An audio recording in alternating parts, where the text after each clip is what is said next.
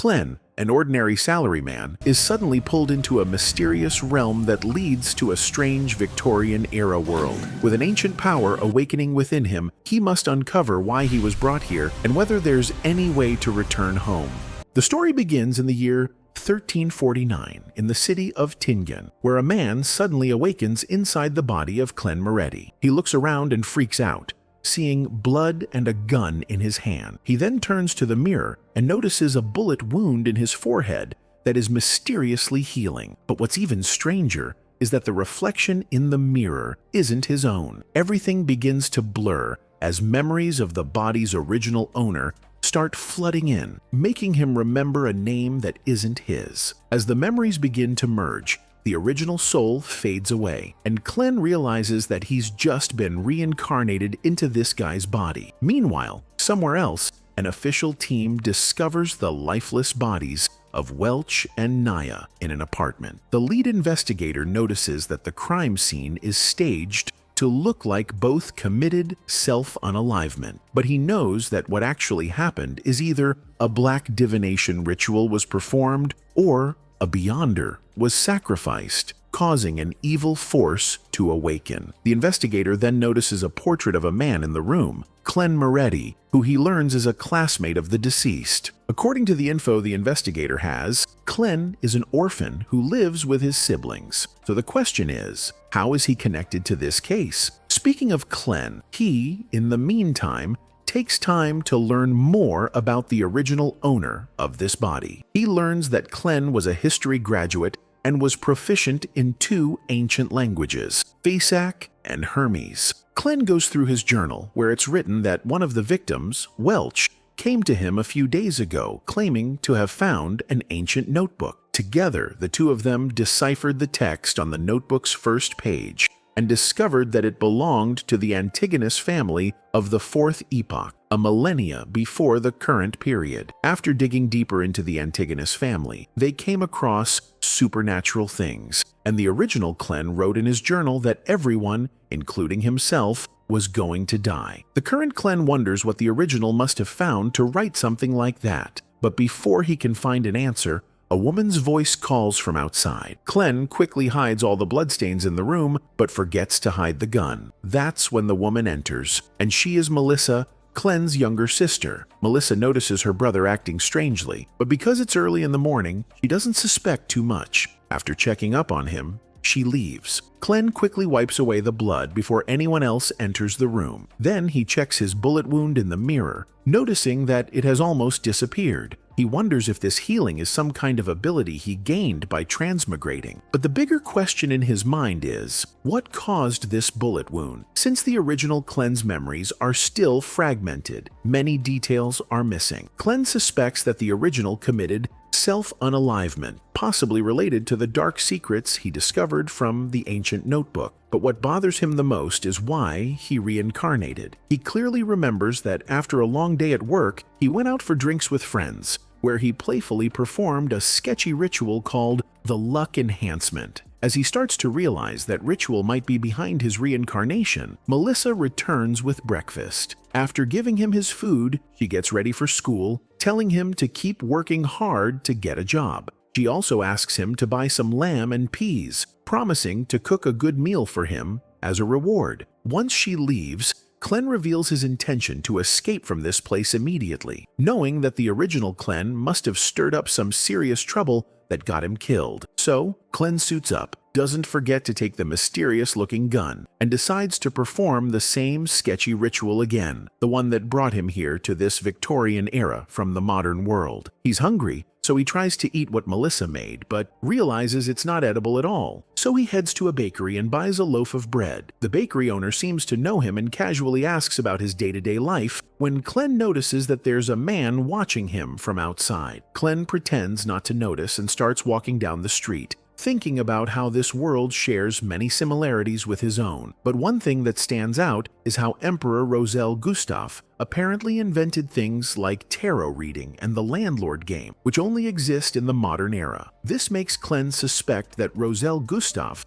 might have also transmigrated into this parallel world just like him. A coin with Gustav's face suddenly falls from Clen's hand. and as he bends down to pick it up, a clown appears and invites him to visit their circus that evening. At that moment, Clen realizes that a man is following him. He quickly walks away and ducks into a tent to hide. Unbeknownst to him, it's the tent of a fortune teller, who instantly realizes he's lost and offers to guide him on his future path. Meanwhile, the man following him waits casually outside, patient for Clen to come out. Clen doesn't want to get caught, so he plays along with the fortune teller and agrees to a tarot reading. She tells Clen that it'll be free since he's her first customer today, but Clen remains cautious, knowing full well there's no such thing as a free lunch. Still, he goes along and asks her to read his past, present, and future. The lady draws 3 cards she believes hold the answers, and Clen, still suspicious, uncovers the one representing his present. It's the Fool card, symbolizing new beginnings. But before the lady can continue, the actual fortune teller enters the tent, revealing that this woman is just a beast tamer posing as a seer. Clen still wants to see the other 2 cards, but as the man who was following him walks in, he swiftly escapes through the back door, and the cat-and-mouse chase continues. Clen goes back home to perform the ritual uninterrupted and offers 4 loaves of bread in the 4 corners as a sacrifice. LOL. Then he stands in the middle of the room and performs the ritual, chanting, "O celestial worthy," repeatedly. The ritual, much to my surprise, takes effect, and papers start flying like crazy. But much to Clen's disappointment, he doesn't return to his past life. As he's about to give up, a screeching pain hits his head, and a dark red aura enters his body, sending him to a dimensional void filled with an ominous presence. Suddenly, a woman and a man are summoned before Clen in this place, and Clen wonders if he unintentionally summoned them by performing the ritual. The woman asks Clen if he is the owner of this place, referring to it as a divine realm, and Clen doesn't answer, having no clue himself where he even is. From his knowledge, a divine realm should have a shrine, and just by thinking of a shrine, one manifests. The man, on the other hand, grows wary and demands that Clen explain what's going on and who he is. This question leaves Clen wondering, who is he? Is he Joe Mingrui from his past life? Or is he now Clen Moretti? A throne appears through Clen's imagination, and he sits on it, thinking deeply before answering that he is the Fool, referring to what the tarot cards revealed about his present. Clen then pretends to be an almighty being to intimidate both the man and the woman, and tells them he is merely testing his newfound domain. The woman, now a bit scared, politely asks Clen to let her leave, while the man remains cautious and composed. The woman finds the entire experience mysterious and, suspecting Clen is a supernatural being called a Beyonder, requests that he bestow upon her the knowledge to become one as well. Clen, however, has no idea what a Beyonder is. Still pretending to be all-knowing, he tells the woman that the man beside her can answer that small question. The man, meanwhile, keeps wondering how Mr. Fool summoned them here. Regardless, he answers the woman's question, telling her that to become a Beyonder, she must first join one of the churches in the kingdom. Only then might she have a slim chance, as very few Beyonders exist, and those who do have dedicated their lives to fighting against the dangers lurking in the darkness. The woman doesn't want to be controlled by the church, so the man suggests she meet with the royal family of the millennial nobility instead, as she seems to be a noble herself. However, the woman feels uneasy about that as well, so the man proposes another option. He claims to have 2 Sequence 9 potions, Sailor and Audience, that, upon consumption, can grant supernatural powers. While they're talking, Clen slowly begins to understand that maybe he too is a Beyonder, with a different attributed superpower. Meanwhile, the woman makes a deal with the man to help her become a Beyonder. Now that she has no other business here, she politely requests Clen to allow them to leave, and perhaps invite them again in the future. The man, on the other hand, praises Clen for having powers beyond comprehension. Clen wonders if he should invite them again, because if he does this too often, his identity might be exposed. But at the same time, he wants to explore this unknown realm, to uncover a way to return to his previous life. So he agrees to future gathering, telling both the man and the woman that they will meet again Next Monday, 3 p.m. The woman realizes they haven't introduced themselves yet, but she doesn't want to give away her real name, so she proposes they use code names. At that moment, someone knocks on the door to Clen's room in the real world, causing Clen intense pain in his head. The woman doesn't notice and names herself Justice, while the man calls himself the Hanged Man, and Clen declares that he is the Fool, excitedly stating that they are now members of this mysterious tarot club. Anyway, Clen ends the gathering using his newfound authority, and as the realm dissipates,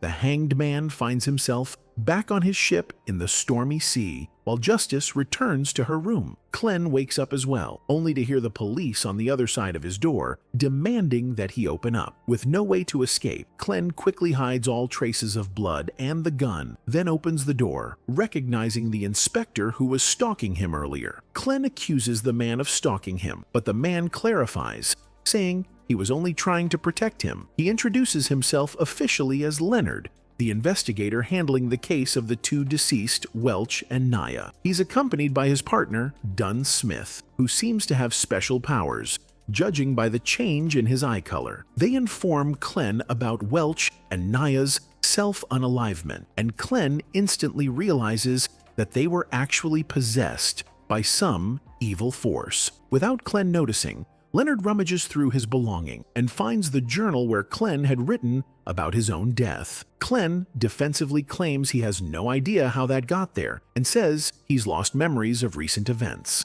Dunn states that Clen visited Welch's house a few days ago, and since then, Welch's revolver has gone missing, so he finds it pretty convenient that Clen claims to have memory loss. Dunn deduces that the revolver is probably somewhere in the room. Clen gives in and admits he has the revolver. He also truthfully states that he woke up on his desk after a failed suicide attempt, and since then, he's lost a lot of memories. Dunn realizes Clen is telling the truth, as everything matches his suspicions. However, he isn't letting Clen go until he undergoes a psychic verification, which might also help recover his lost memories. As they're about to take Clen into their vehicle, a young kid is seen being chased by a man for stealing. Dunn stops the kid, but the kid resists and causes a commotion. Taking this opportunity, Clen escapes, not wanting his real identity exposed through the psychic verification. While running, a splash of water falls onto him, when suddenly both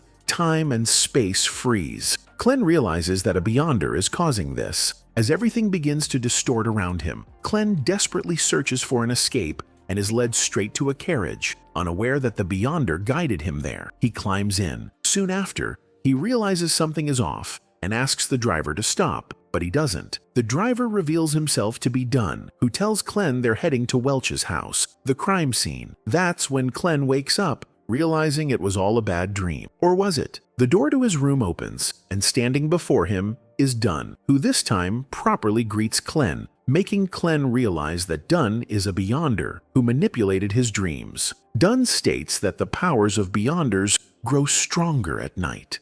Then, manipulating space, the two of them are suddenly transported to the sky, where another female Beyonder appears and puts Clen to sleep. In his dream, Clen sees his parents from his previous life, and the Lady Beyonder also appears there, watching him carefully to uncover his secrets. Clen quickly gains control of his mind and erases his parents' memories from the dream realm, which enrages the Lady Beyonder. She demands that Clen tell her where he hid the Antigonus family's notebook and what exactly happened that night at Welch's home. Now scared, Clen says he doesn't know, and in fear, conjures a revolver and shoots himself. His death causes the dream to collapse, and he realizes that the Lady Beyonder was conducting the psychic verification to determine if he was telling the truth. Now that it's confirmed, Dunn agrees to let Clen go, but warns him that because the Antigonus family's notebook is still missing, Clen's life is in danger. They don't have time to babysit him, so they suggest he join them in their team, the Nighthawks, and become a Beyonder like them.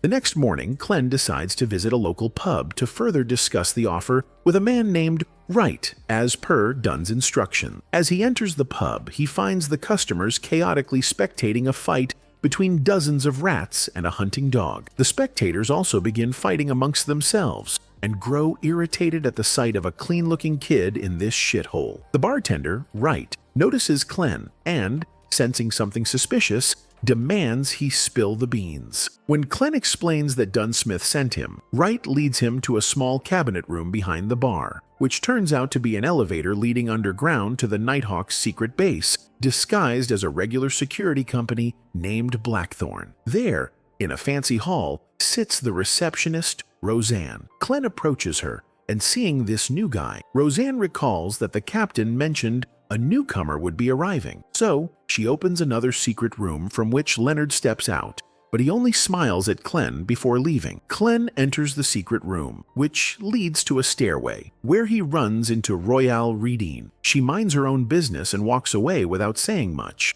Anyway, Roseanne continues showing Klen around the place, and they come across another Beyonder named Fry, who's in the middle of experimenting on a subject. They keep walking, and Roseanne introduces Klen to another newcomer named Kenley, who joined the Nighthawks only 6 months ago. In any case, she's actually escorting Klen to meet the captain, but she doesn't want to come face to face with him, claiming to be terrified of him, even though she admits he's kind and caring. So, she asks Klen to walk the rest of the way alone. He does so, unbothered, and finds himself in a large hall that looks like a secret church. A door opens to the left, leading to the captain's room, none other than Dunsmith. Seeing Klen, Dun assumes he's made his decision. He gives Klen the paperwork, and once Klen signs it, he officially becomes a member of the 7th Unit of the Special Operations Department of Awe County Police. Dun explains that the Nighthawks work under the Church of the Evernight Goddess, and their job is to handle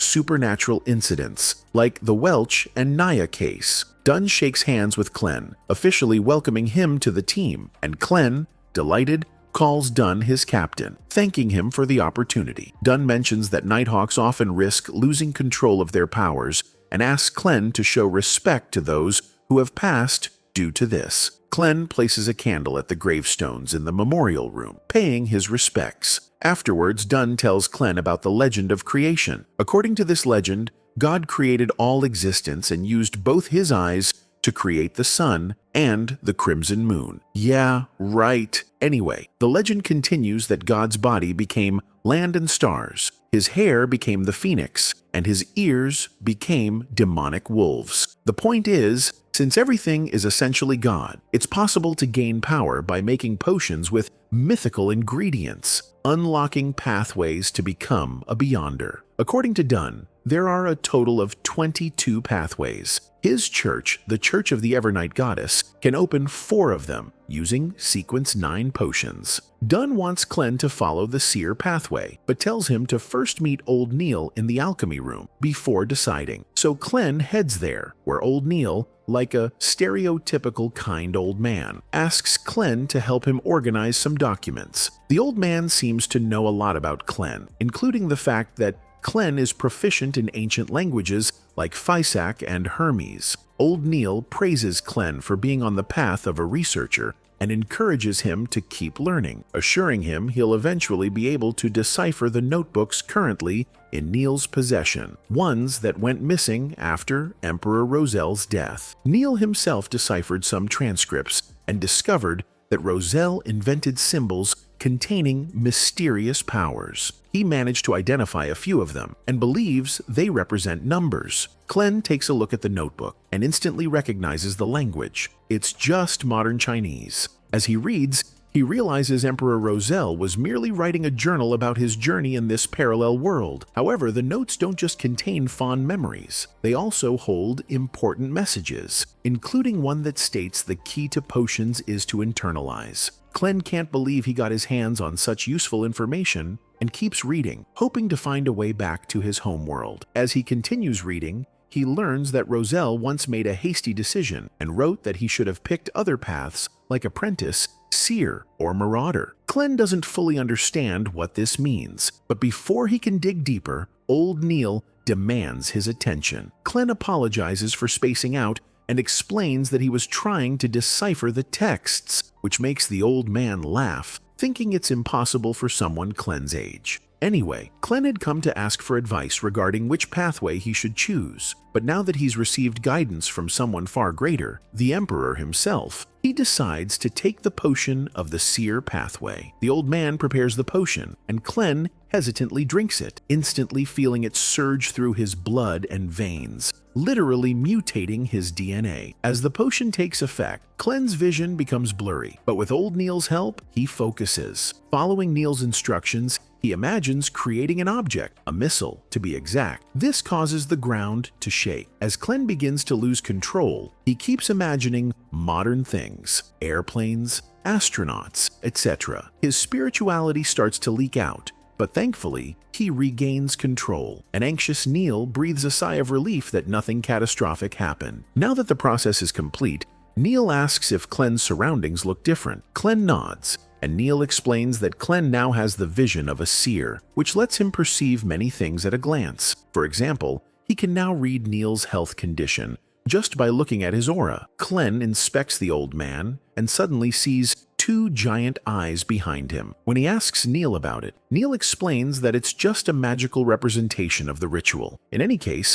Clen develops a bad headache. He's not used to spirit vision, so Neil tells him to turn it off by tapping twice between his eyebrows. Now that he's back to normal, Neil tells him more about his abilities as a seer. He can now use spirituality for divination arts and all kinds of ritualistic magic. With that done, Clen returns to Dunn's office. Dunn congratulates him, but also warns him not to go looking for danger just because he has special powers now. Clen keeps that in mind, then asks Dunn about his job. Dunn explains that for the first 3 weeks, Clen will serve as a clerk before officially becoming a Nighthawk. Dunn even pays Clen his first month's salary in advance. Seeing how much money he's received, Clen can't help but feel excited, because with this amount, he'll easily be able to rise out of poverty. Anyway, Dunn tells Clen to buy a cane, then gives him a daily task. Walk around Welch's house, hoping it will help him recover his memories and remember where the Antigonus family's notebook is. Clen follows instructions on his first day until someone approaches him. It's Leonard,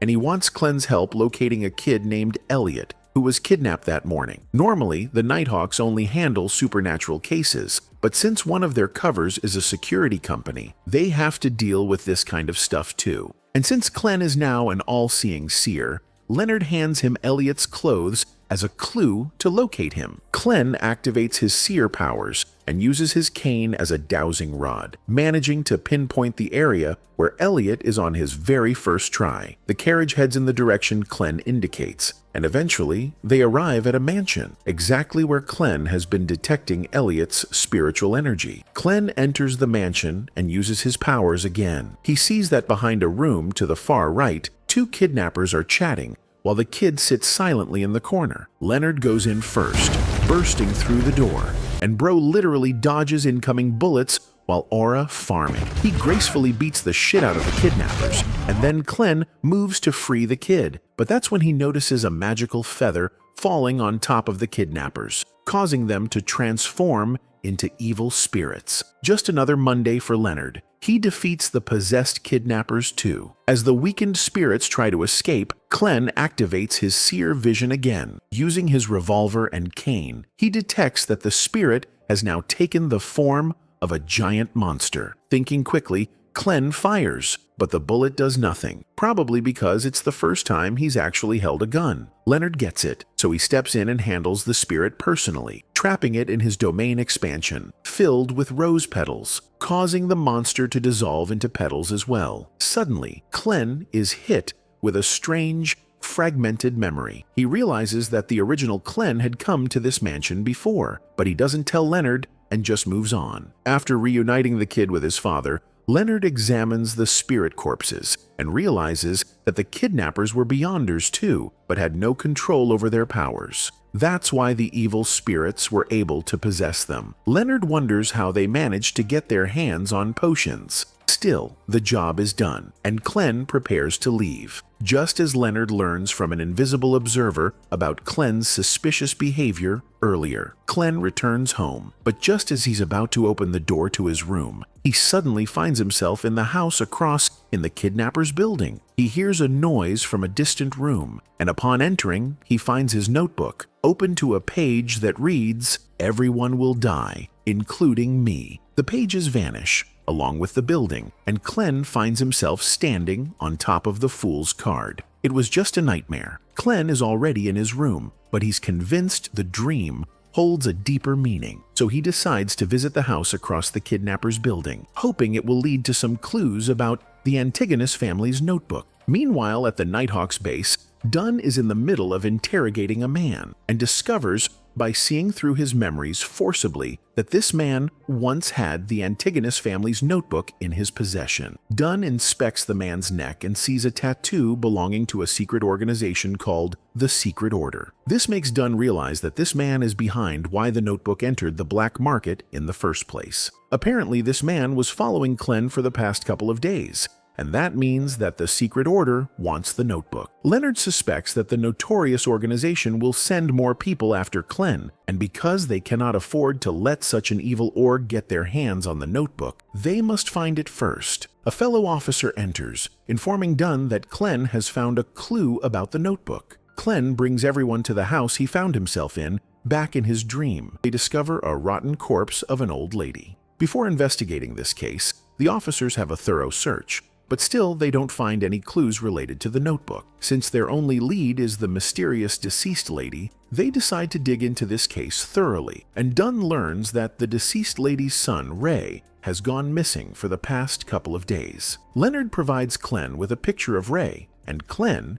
using his powers, tries to find Ray's location. However, his cane, instead of pointing at where Ray is, goes berserk before almost attacking Clem. Dunn realizes that Clem's divination is being disturbed by some other powerful force. The Nighthawks head back to their base, and Clem stands before the Chanis Gate, which God knows leads where. Since Dunn's office is right in the corner, Dunn comes to talk to Clem, offering him some comforting words after noticing how anxious he is about all this. Dunn compliments Clem on wearing a proper suit and then gives him a citrine pendulum to help him enhance his spiritual divination. Dunn then informs Clem that he's spoken with the Holy Cathedral, and they've approved the use of a Grade 2 artifact to help locate Ray. The artifact is a special Beyonder magical item, and because of the destructive nature of artifacts such as this one, they are sealed behind the Chanis Gate. Two male Beyonders named Earl and Borgia, along with a lady Beyonder named Daly, who's come from another city, are here to deliver the artifact. Clem recognizes Daly as the lady who performed the psychic verification on him, and he's glad to see a familiar face again. Dunn notices the artifact the Holy Cathedral gave them, and seeing the name 2049, he grows tense because apparently using this artifact is extremely dangerous,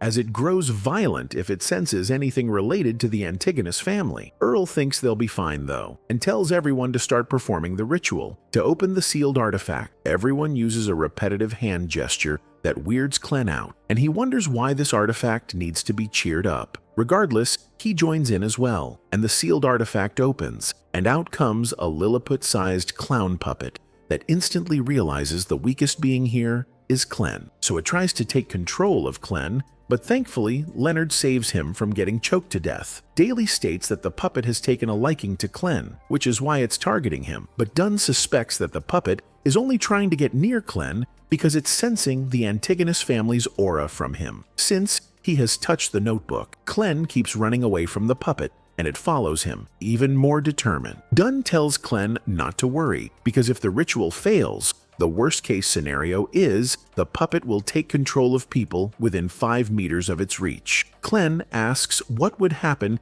if the puppet takes control of everyone here, and Earl states that's very unlikely to happen. In any case, Clem keeps running and throws Ray's coat on the ground, and once the puppet notices it, it goes completely berserk, making Dunn realize that Ray perhaps is a descendant of the Antigonus family. Earl quickly puts the puppet back in its box, and then starts to track Ray's whereabouts. They head out into the streets, still cheering with their left hands in unison, and Clem states that he's never been this embarrassed before in public. They get in the carriage, and the artifact leads them to a dock warehouse, where Ray is in the middle of performing a dark ritual. He has the notebook before him, and as the ritual completes, his insides come out and absorb the notebook within, before turning him into a total abomination. A man in clown makeup, revealing himself as part of the Secret Order, arrives first, and sensing that the Nighthawks are almost there on their carriage, he decides to make this event a bit fun. Shortly after, the Nighthawks arrive, and Clem, using the pendant Dunn gave him, senses great danger inside the warehouse. An ominous aura starts coming out of the warehouse, terrifying the horses so much that they immediately escape, leaving the poor Nighthawks with no option but to walk back all the way once they're done. But focusing on the current event, all of them get on their guard when a gigantic-sized ray bursts out, looking like he's been a shut-in and has been eating nothing but McChicken for 10 years, just like you guys. Ray sees the artifact box in Earl's hand, and it enrages him so much that he starts rushing toward it. Since Clem is the only non-combat Beyonder, Dunn tells him to stay behind, and then activates his powers before attacking the monster. Leonard activates his powers as well, and constricts Ray with several vines. Daly attempts the finishing move, drowning Ray in an endless ocean, but her magic doesn't work, and Ray grows even bigger and stronger. Dunn realizes that it's the notebook that's controlling Ray and asks Daly to find a weakness. Daly does it in seconds and asks Dunn to control Ray for 3 seconds so that she can target his weakness. Dunn accordingly binds Ray in many spikes, but that causes the notebook to go beyond berserk, and it bursts through Ray and hits Dunn with a spike right into his heart. Clem gets scared for his life as several more spikes attack other Nighthawks. One hits the suitcase that has the puppet sealed inside, and as the suitcase falls on the ground, Earl tells his colleague to guard it and goes on the offensive himself, charging at the notebook with his sword. But his attack does 0 damage, and he too is defeated in a counterattack. Seeing his comrades suffering, Dunn desperately tries to get out, but he is impaled by the spike against the wall and can't do anything at all. Clem feels helpless as well, so he tries to attack Ray himself using his secret gray mist power that once let him enter the other dimensional realm. His attack using 2 cards works, slowing down Ray, and this gives Daly enough time to perform her special move, Nether Hand. As her magical hands rip out the flesh and bones of Ray, the monster explodes,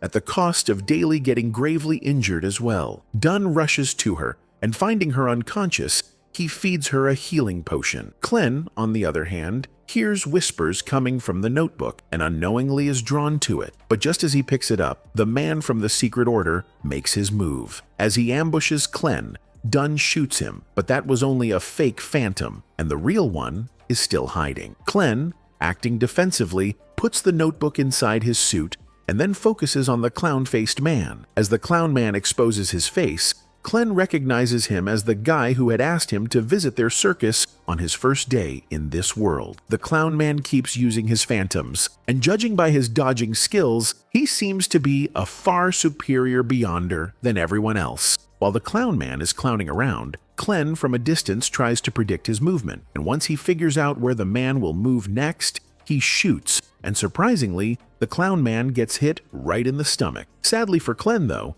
it was just a fluke, and none of his next shots work at all. The clown man activates his abilities and makes all of the Nighthawks think that he's targeting Clem, distracting them long enough that they forget to protect the artifact. The clown man then kicks the suitcase into the air, and once it lands, a gap opens up, releasing the puppet which in complete bloodlust stops time itself before taking control of all of the Nighthawks. Now roped up, the Nighthawks are the puppets, and the puppet is now the puppeteer. Normally, this is the end for all side characters, but because Clem's gotten in this mess as well, he, in a desperate attempt, awakens an external force, the mysterious gray mist, by performing the luck enhancement ritual in very slow motion, the same one that got him in this world in the first place. As the ritual is completed, Clem finds himself in his mysterious realm again, and is glad that it worked, as he can finally breathe. In any case, Clem cannot stay here for too long because his real body is still in that world and is being controlled by the puppet artifact. But before going back, he must figure out how to fight the puppet. Using divination, he makes a spell that will help him return to the real world safely, and as he then returns, he finds himself out of the puppet's control. The clown man applauds Clem's achievement and states that ever since the very day they had met, he had taken a liking to him. In any case, The clown man wants to make a deal with Clen, telling him that if he gives him the notebook, he will lift the puppet's control on him, and also offers to answer any of Clen's questions as well, claiming to have been a former seer himself. Clen doesn't know what he should say. The gray mist has already lifted the control, and so he wonders why a former seer didn't see that. Perhaps it was the gray mist itself that messed with the clown man's divination results. In any case, the clown man tells Clen about the seer pathways sequence 8, and as Clen hears it, he becomes completely mortified. Because Clen didn't go through with the deal, the clown man slowly tries to get the notebook from him, when Clen reveals himself to be able to move and attacks him. The clown man, in response, also moves from his position instinctively, but gets caught by the puppet as a result. Now that he's immobile and Clen's not, Clen easily finishes him off with a neck shot before a headshot, defeating a very powerful Secret Order member all by himself. Or has he? The clown man gets up repeating the word Hornasis frantically before falling again, and Clen can't help but wonder what this word means. He reveals that he's been hearing this word in mysterious whispers ever since he came to this world. In any case, he closes the gap of the suitcase, sealing the puppet artifact again and freeing everyone from its control. Leonard approaches Clen, whispering to him that he saw everything Clen did while in the frozen time state, but he doesn't give Clen any compliments for being special, acting narcissistically, stating that he himself is special in other cases as well. Clen can't believe the ego of this guy. In any case, he and the others bring back the notebook to the Nighthawks base, and the Nighthawks seal it inside a mysterious room locked behind the Chanis Gate. Dunn knows Clen wants to read the contents of the notebook, so he assures Clen that he will be permitted to do so once the Holy Cathedral deals with the notebook. Dunn then thanks Clen for both preventing a huge disaster and defeating a Secret Order member, promising that he will tell the Holy Cathedral about Clen's feats. Anyway, the two of them walk down the hallway when Clen passes through Fry's room, whose current experimental subject is the clown man's corpse. Seeing the corpse fills Clen with guilt, as this is the first time he's taken a life. Dunn comforts him, telling him that Clen has actually saved many lives by taking that one life, and he should be proud instead of guilty. Clen becomes calm thanks to Dunn's words. But before moving forward, Clen asks Dunn about the 8th sequence of the seer pathway, claiming to have learned what it is. Clen reveals that the clown man told him that the 8th sequence is the clown. Pause. I have no idea the F this means, because the anime has kept this entire concept super vague. However, what I do know is that the first sequence is the highest sequence, meaning it's the closest a Beyonder can be to a deity level, and 9th is the lowest. So yeah, 8th sequence is pretty low level. You're welcome. Anyway, the next morning, when Earl is about to leave with the artifact, he asks Clen exactly how he defeated a Sequence 7 Secret Order member when he is only a Sequence 9 seer. Clen lies, saying that it was the goddess that saved him from being controlled by the puppet, and the clown man didn't realize that. And Clen took a lucky shot and incapacitated him with a headshot. Regardless, Earl is still impressed, stating that he's never seen such an outstanding seer before, so he wishes Clen good luck on his future. After bidding Earl and his colleagues farewell, Clen leaves, now focusing on the Hornasis that he keeps hearing in his mind. To learn more about this word, he visits the original Clen's history teacher, Azik, at Hoy University, and tells him if the word Antigonus and Hornasis have any correlation in history. Azik, however, claims to have no idea, so Clen leaves unsuspectingly, not realizing an evil spirit possessing his teacher heard everything.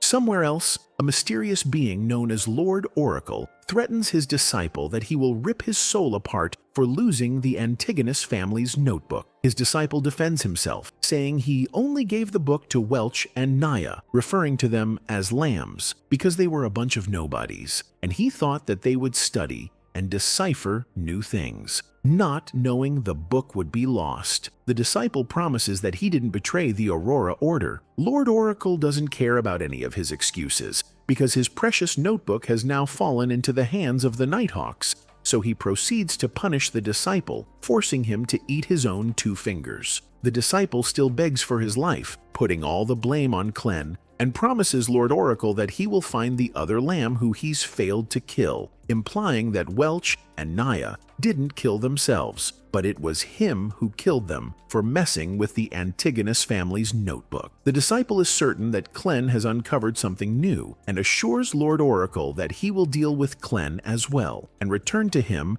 with the notebook's secrets. Lord Oracle calms down and lets him live, warning him that this is going to be his last chance to prove himself. Meanwhile, Clem visits Old Man Neil, who wants to teach him ritual magic today. Neil demonstrates how it's done and warns Clem to never communicate with unknown spirits, because that will lead to Clem sliding into the abyss where only death awaits. Clem, however, who's been using the luck enhancement ritual, has technically been communicating with an unknown entity that's lending him this gray mist power. In any case, he continues to watch as Neil seeks to communicate with the goddess through several chants, basically requesting the goddess to give him $30. After performing the ritual, Neil confidently walks out into the streets with Clem, and voila, they find a wallet containing loads of cash. The old man states that it's the goddess who gave him this money, and Clem honestly still thinks this is a mere coincidence. A man in a carriage stops there, claiming that the wallet is his, and Neil returns it as the emblem of the man's carriage matches with the wallet's emblem. The man thanks Neil for his honesty and gives him £30 to express his gratitude. Clem can't believe it and starts to believe that wishing to the goddess through this ritual might actually work. After getting this lesson from Neil, Clem walks aimlessly in the streets of Tingen when Angelica, a divination club receptionist, approaches him, handing him a leaflet and asking if he's interested in divination. Clem's job is basically divination as he's a seer, but he still enters the club to see what it's about. And the diviner Glacis uses tarot cards to answer Clem's question regarding a place he wants to return to. According to Glacis, Clem cannot return to the place he wishes to go now, but in the long run, it's possible. Pretty vague, but Clem appreciates the divination and pays Glacis his fee. Glacis begins to cough, hinting at bad health conditions, so Clem uses his seer vision, finding out a disease around Glacis's lungs,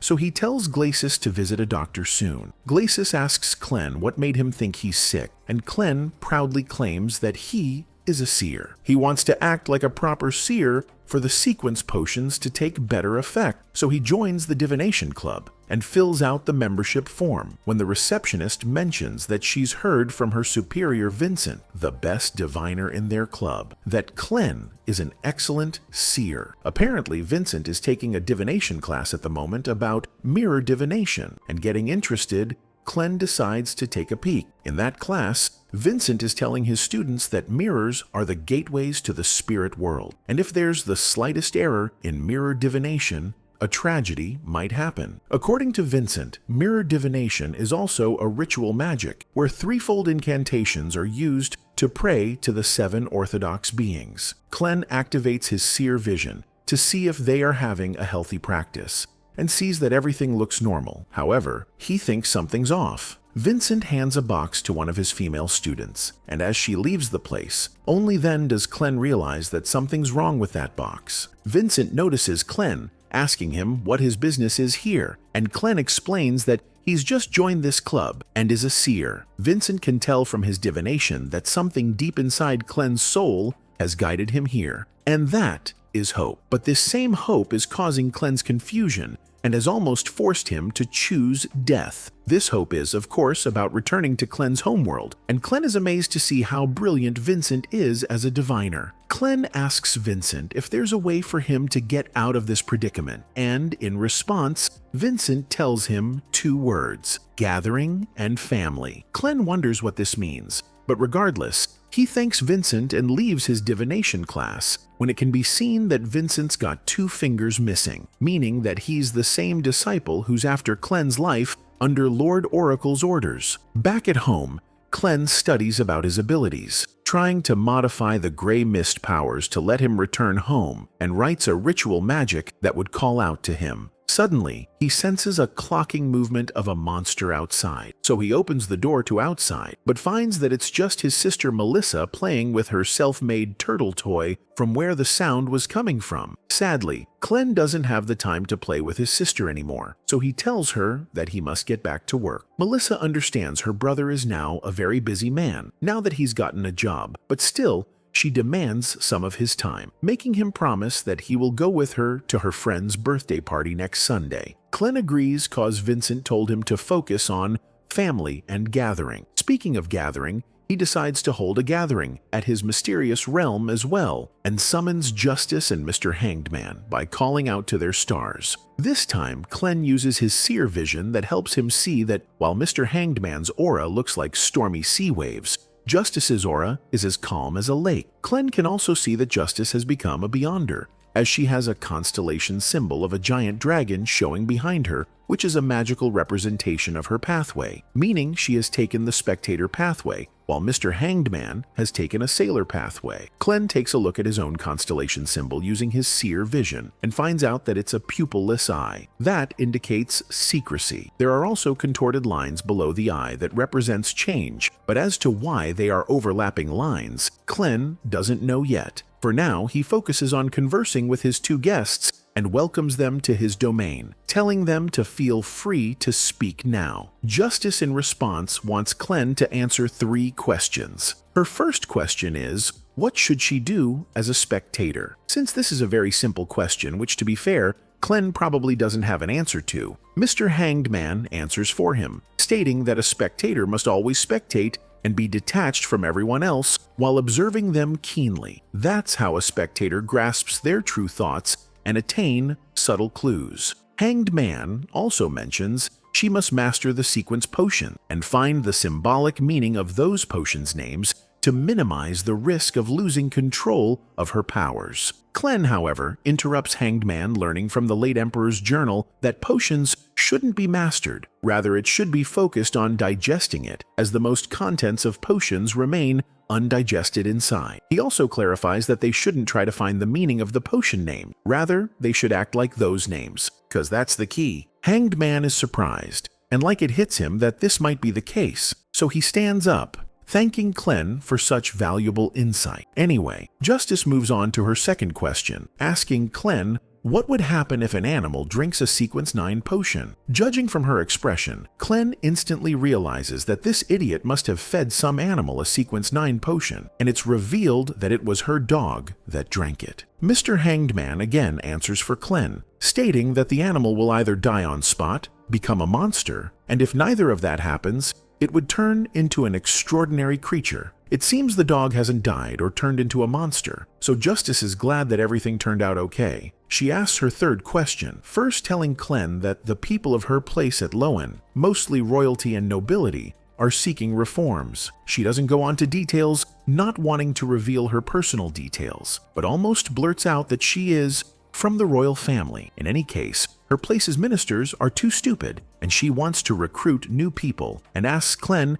how she can find reliable talent. Clem offers a simple solution. He tells her to hold a fair examination open to everyone, including the commoners, called the World Exams, and the winner will get to serve the kingdom and its people. Since Clem has gotten the gist of the fact that Justice is from the royal family, he gives her the task to find late Emperor Roselle's secret diaries. Hanged Man is shocked, realizing that the extremely hard to decipher texts are actually diaries, and becomes even more intrigued, figuring out that the mysterious man here can read them. Clem also tells both of them to try ritual magic on next Sunday and pray for good dreams, and if they succeed, they can make adjustments to their wishes. Justice asks what the incantation should be, to which Clem replies, and I quote, "The fool that doesn't belong to this era. You are the mysterious ruler of the gray mist. You are the king of yellow and black who wields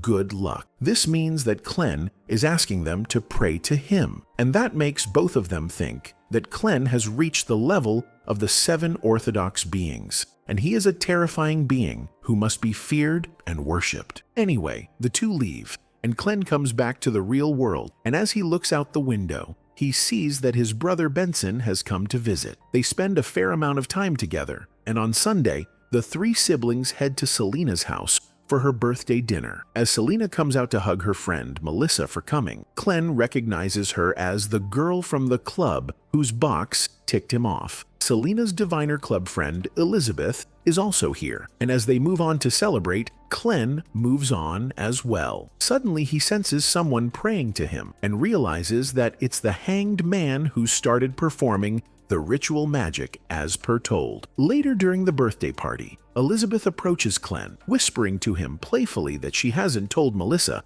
about the fact that Clem is secretly a seer. Melissa sees Clem talking to Elizabeth, so she comes there and first agrees that both Clem and Benson should use this opportunity to find a suitable bride, but she's displeased that Clem's trying out his luck on someone underage like Elizabeth, which is a total misunderstanding. After the birthday party, Selena is with her two friends, Melissa and Elizabeth, and she decides to open her presents. One is from Vincent, a high-level magic mirror, and she incantates the spell Vincent taught her unsuspectingly. However, that causes an altar in Vincent's house to activate, and Vincent laughs maniacally as he's now certain that his plan will work and he will defeat Clem. Speaking of Clem, he senses danger coming from Selena's room, so heads to her room and peeks on them, seeing that the three girls are just doing basic mirror divination, like asking the mirror when their Mr. Right is going to come in their life. However, using his seer vision, Clem realizes that the mirror is actually trying to possess Selena. He has no time to call Dunn or other Nighthawks, so he decides to borrow the Evernight Goddess's power by using the ritual magic that Neil taught him. While he prepares to initiate the ritual, Selena becomes possessed by an evil spirit. Before she can hurt her two friends, Clem comes there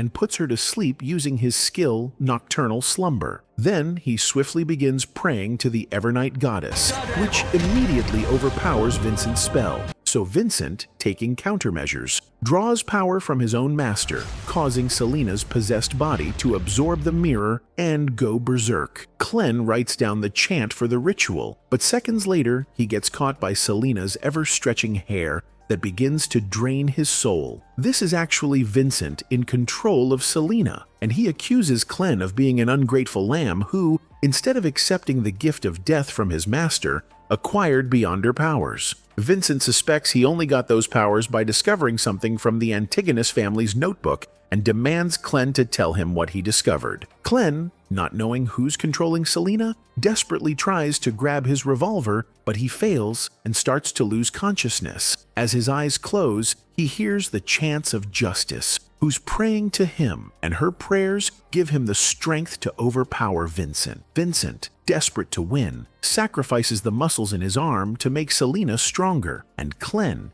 in the meantime, prays to the goddess to free Selena from her evil contamination. As his prayer is noble and pure, the Evernight Goddess grants his wish and frees Selena from Vincent's hold. Clem checks on Melissa, who's unconscious, and he realizes that he must do something to keep his family out of danger. Meanwhile, Vincent, who has failed again, tries to run for his life, but his superior catches up to him first and, as warned, rips his soul into shreds. Clem, in the meantime, tells Dunn about this incident and his findings, that Vincent must be related to some secret organization that's after the notebook, since he was the one who gave Selena that mirror. The two of them come to Vincent's house, only to find Vincent's corpse, and both realize someone evil is behind all of this. As Dunn stares at Vincent using his sleepwalker powers, he finds himself in another realm out of nowhere, standing before a demonic being shackled in chains upside down.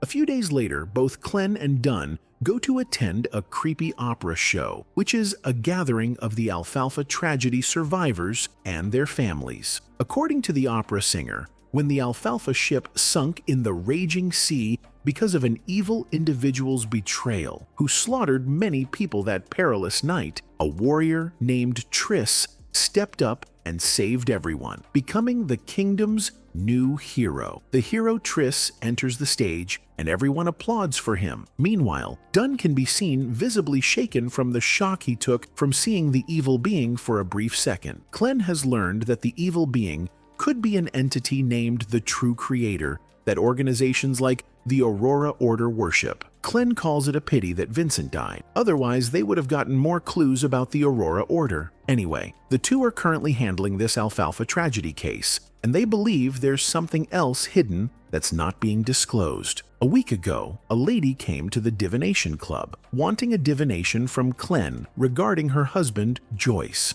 Apparently, Joyce was boarding the Alfalfa ship, but the ship never reached the port. Clem looked at Joyce's picture and used his power as a seer, seeing glimpses of Joyce barely surviving in the sea, while the Alfalfa was burning in the background, and after washing ashore, Joyce was finally safe. Clem reported his divination to the Nighthawks, and they, finding this incident suspicious, began looking for new leads to get to the bottom of the case. Apparently, Triss, the so-called hero, rescued Joyce, and both Clem and Dunn have come here to meet him to get more insight on this case. However, when Triss notices the presence of the two Nighthawks, he quickly leaves in his carriage. In any case, both the lady and her husband Joyce also came here to show their gratitude to Triss, and Joyce meets Clem for the first time. As they shake hands, Clem notices that something is bothering Joyce spiritually, and Joyce, seeking help, requests a divination. Once they are at the divination room, Joyce explains his situation, telling Clem that ever since the Alfalfa incident, he's been having the same nightmare over and over every single night. Clem,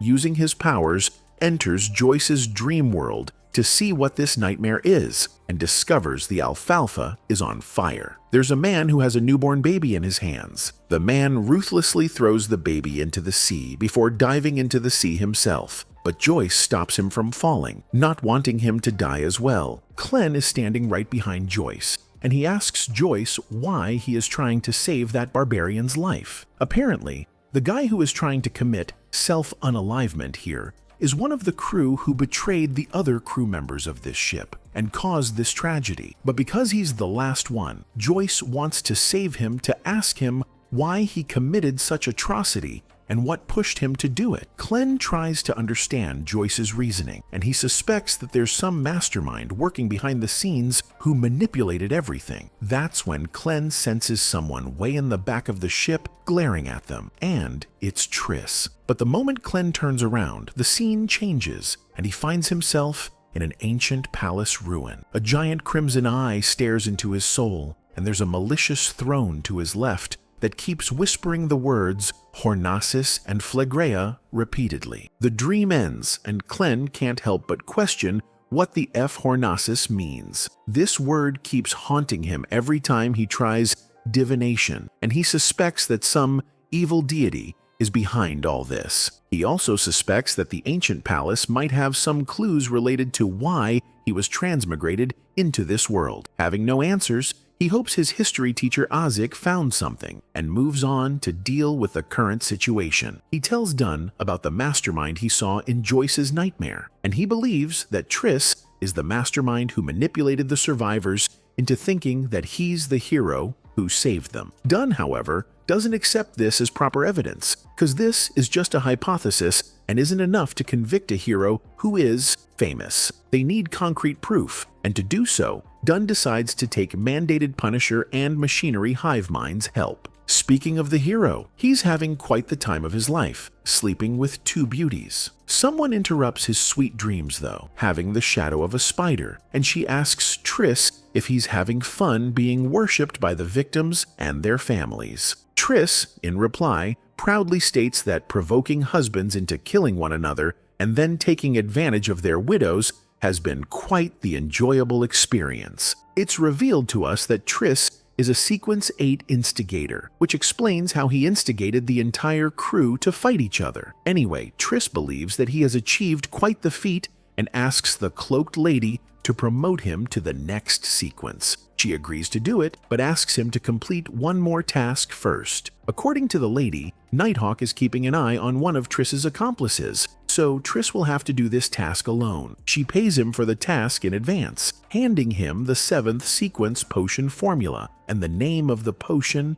Witch. Back to Clem. He visits Neil asking him to help him buy a pair of talismans, to protect his brother Benson and his sister Melissa. Neil takes Clem to a secret place hidden beneath a local bar, and it's the underground market of Tingen. While walking through the market, Clem notices a supposed madman with strong spiritual waves. The madman also notices Clem, and approaching him, smells the scent of death, which causes him to bleed from his eyes. Clem becomes worried, and Neil states that even though this guy is spiritually aware, he apparently is known for his rambling, so it's best if Clem ignores him. Clem, however, realizes that the madman only said that because Clem is technically dead, at least the original Clem is. Also, this body died once as well. They move on anyway, and Neil guides Clem to the shop that sells talismans. As Clem is in the middle of choosing talismans that the old man is going to process himself later, he notices Triss nearby, so he begins following Triss,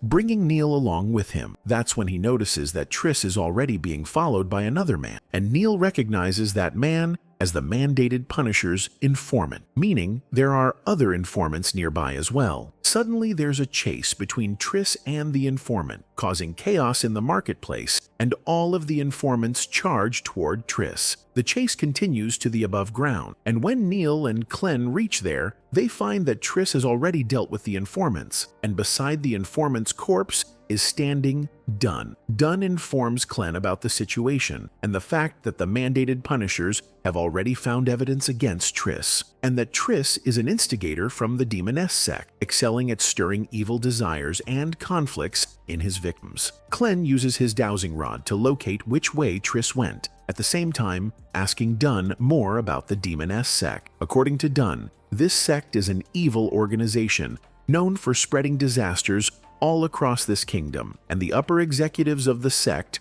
are all female, which makes sense because they worship a forbidden deity named the Primordial Demoness. Anywho, Clem and Dunn arrive at the place where Triss is, and they enter there along with other Nighthawk officers. Many females come running out at the same time, and one of them runs into Clem, who notices that she's dropped a hat, and as he picks it up, he finds it suspicious that a lady has a man's hat, so he uses his seer vision on her as she leaves in her carriage, but finds nothing unusual. Meanwhile, Dunn and his crew scour through the entire building but don't find Triss. A few days later, there's still no trace of Triss anywhere, and eventually the search operation ends. Clem, on the other hand, becomes an official Nighthawk, and as a result, his pay is increased to £6 a week. He becomes a regular diviner at the Divination Club and also holds a few more meetings for the Tarot Club in his mystery realm. Clem also gives the talismans he and Neil made together to Benson and Melissa. Having not many cases going around, Clem takes some few mysticism classes daily and also gets into martial arts combat training, as he isn't any good at combat. Just as everything seems to become peaceful and quiet again, Leonard comes barging at Clem's door,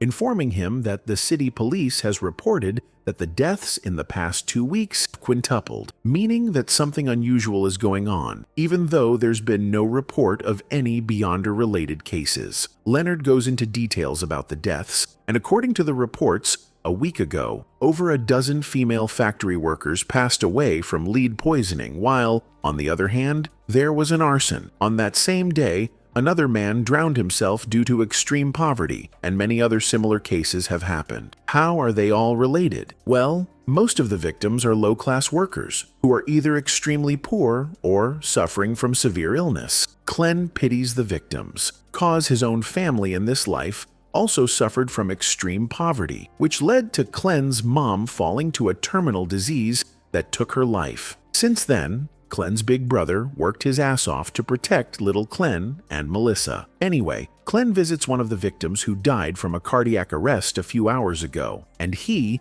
using his powers on her corpse, replays the moment she died in order to see if there's anything unusual going on. As expected, hours before she had a heart attack, she was patted on the back by someone, and the hand looked like the hand of a woman. Clem informs his findings to Dunn, and Dunn states that Clem's visual info matches with his investigation's findings as well, and apparently, in every other case as well, the mysterious woman's hand appeared every time. Dunn suspects that Triss and his female Beyonder accomplice are behind all of this. In the meantime, Clem comes up with a theory, but Leonard, being nosy, takes credit for it as well. In any case, Clem tells everyone how all of these victims were fated to die very soon, so they were targeted for life theft. The people who steal lives, their goal is typically to use these stolen lives to summon an evil deity or a demon or a large-scale curse. While the others are looking into the demoness sect, Leonard jokes around with Clem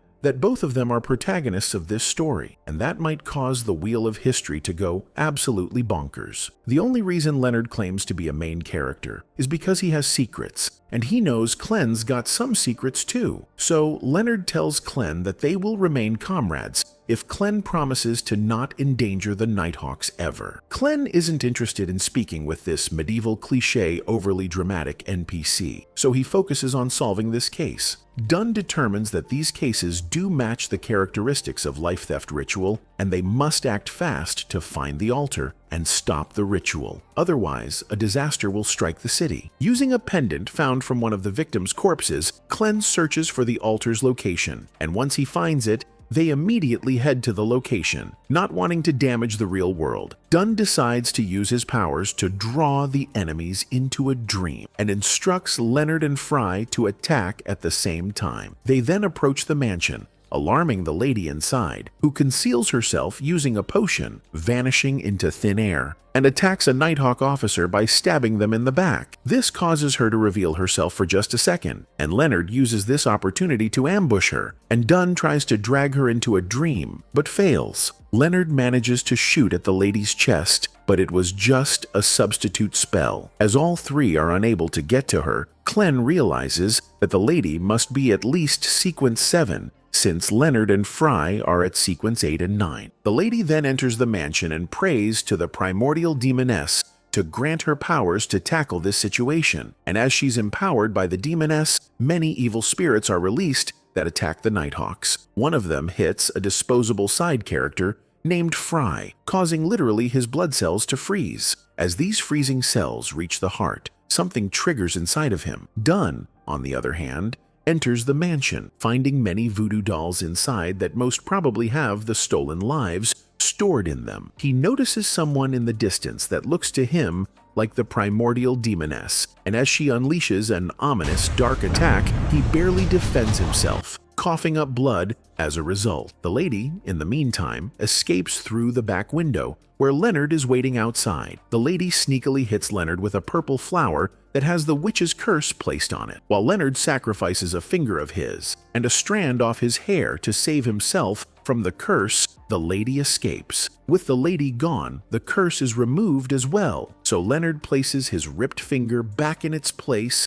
and then joins the others. Clem is at the mansion, and he restores a mirror momentarily to see the reflections of people it had shown last week. As the mirror shows the reflection of the lady, Clem recognizes her as the same girl who ran away from the place where Triss had hid himself. This makes Clem realize that the lady isn't one of Triss's victims. Rather, she is Triss. This would explain why only females are in the higher echelons of the demoness sect, and it's honestly disturbing that they were all once male. Triss, who's now going by the name Trissy, boards a train, and her beauty draws many men to her, and I can't help but ask if, is she now going to sleep around with men now? A few days later, Elizabeth visits Clem asking him to interpret one of her recent dreams. Apparently, ever since she returned from her visit to the Lamood town, she's been having nightmares. And in those nightmares, she keeps seeing an abandoned castle where a wraith spirit haunts. So, Clem and his colleagues visit the Lamood castle, and as predicted, they find that there is indeed a wraith in the castle. Apparently, wraiths are known for invading dreams, and this could explain why Elizabeth has been having these nightmares recently. To exorcise the wraith, Dunn this time brings an artifact with him called the 30782 Sun Emblem. However, the only problem with this artifact is that it can turn Beyonders into idiots who keep praising the sun endlessly for a quarter of a day. So anyway, they begin the search inside the palace, and Clem, using his seer vision, discovers the wraith first, taking the form of a black mist. As the Nighthawks try to apprehend the wraith, it takes the form of a headless knight and attacks the Nighthawks with its sword. Dunn gets hit first, causing the artifact to fall from his hand. The knight doesn't show any interest in the artifact and continues to target Dunn, who fires a gunshot, But the knight, like a total badass, slices the incoming bullet in half. Clen tries to help Dunn, but this ends up as a huge mistake as the knight notices him and hits his face with an elbow, shattering all of his eye's blood vessels. To stop the knight from further hurting Clen,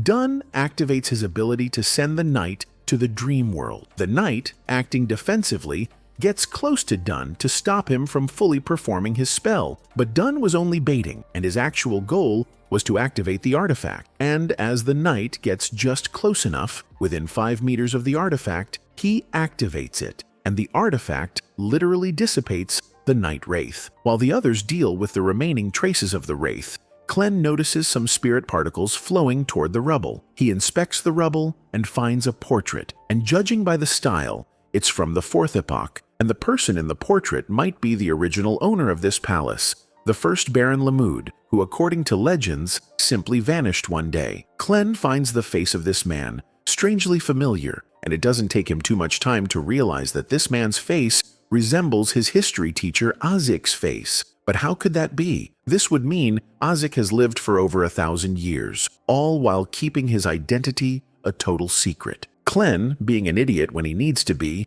once again doesn't think too much about it and listens to what Dunn has to say. Dunn believes that the spirits have been purified, but because of their destructive nature, he decides that it's better if they stay here the night. Clen volunteers and stays up to do the first watch while everyone else rests. Dunn has given him the artifact just in case a wraith pops up, and sitting idly, Clen stares at the artifact when it hits him, that if he performs divination on the artifact from the gray mist-filled mystery realm, the interference might be removed, and he might get to see the history of how this artifact was formed. But first, he wants to make sure no one's looking, so he goes to a secluded spot and enters the mystery gray mist realm. As he imagines having the sun emblem artifact, it manifests. He then uses divination on the emblem, and it works, triggering a past event memory of the emblem, where a cloaked man is seen approaching the eternal blazing sun. The eternal blazing sun controls the sun pathway, and the man tried to contain it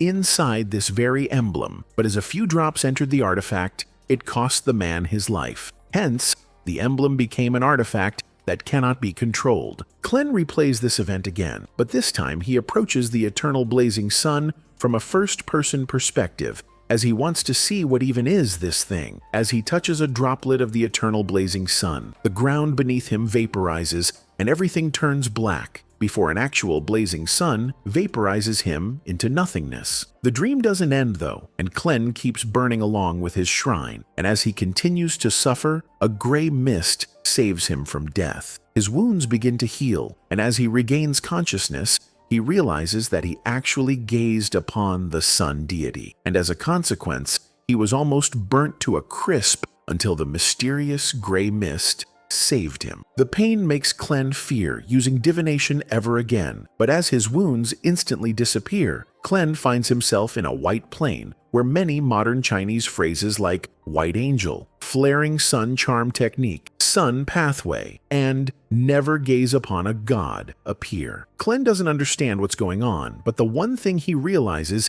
is that he's being rewarded by some divine being for going through a deity's wrath for a full minute. His assumption is right, as the word appears. 4th sequence, unshadowed. This is Clen's reward, a high sequence potion formula that can promote him to the 4th sequence. Clen is glad that he took the chance of doing this, but he gets sad seeing his realm destroyed in pieces. Before leaving, he fixes the place, and then returns to the real world. He looks around and is relieved that nothing dangerous happened while he was gone. He gets sleepy from taking all this stress, but his mind still wonders, what was up with all those words? Like white angel, for example. Next morning, Clen returns to his home when he finds a mail in his letterbox from Azik, who claims that he's gotten information about the word Hornasis. So Clen visits his teacher but doesn't find him in his chambers. As the winds blow over a curtain, he discovers red blood markings on the walls, specifically the painting of the Lemud castle. It was at this moment that he knew. He f***ed up. Azik appears before Clen right at that moment and tells Clen in a menacing tone that he's been having these strange dreams recently. He claims that he saw this castle in his dream, and that's why he drew the castle. Clen doesn't bother asking any questions.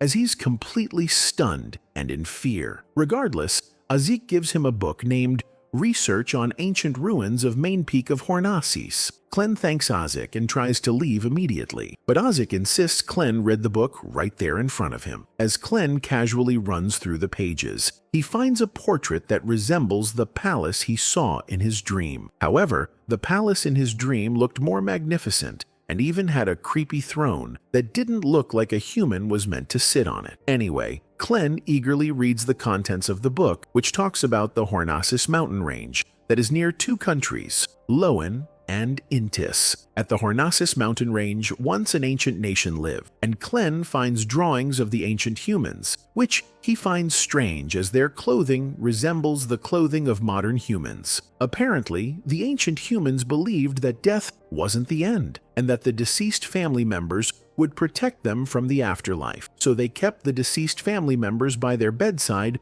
for 3 days. Azik notices the page Klen's reading, and having read the book already, Azik states that after 3 days, there wouldn't be any burial, because the deceased would magically vanish. What Azik finds more interesting is that the ancient humans worshipped a mysterious entity who they referred to as the Sky Mother, an Evernight ruler. These terms, of course, are quite similar to the Evernight goddess that the Nighthawks worship, so it makes Klen wonder if they worship a similar entity. Anyway, Azik asks Klen why he hasn't been drinking his coffee, and Klen, flustered, quickly takes a sip not to offend his sensei, when he finds the taste to be super bitter, so he adds a couple of cubes of sugar in it, which makes Azik ask Klen what's so different today, as he used to usually add only 1 sugar cube in his coffee. It was at this moment that he knew.